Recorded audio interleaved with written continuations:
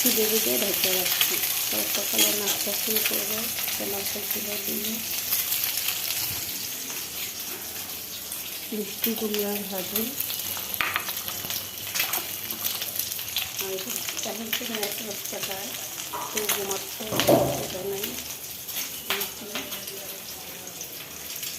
পেঁয়াজা যা যেটা মনে চাবে সেটি ফেলতে হবে।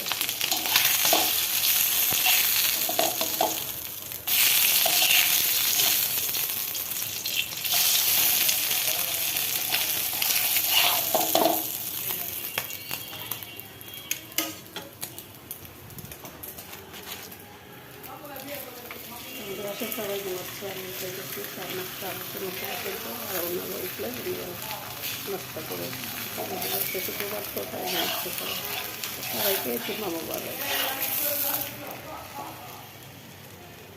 আসলে শেষ করো, ভালো থাকবে, বাই বাই। আর কে কাদের বাসায় কি কে কে নাস্তাটা কমেন্ট করে বললো তো। আমাদের বাসায় একজন একটাই, একজন উচ খাবে, একজন চা বিস্কিট খাবে, একজন রুটি খাবে।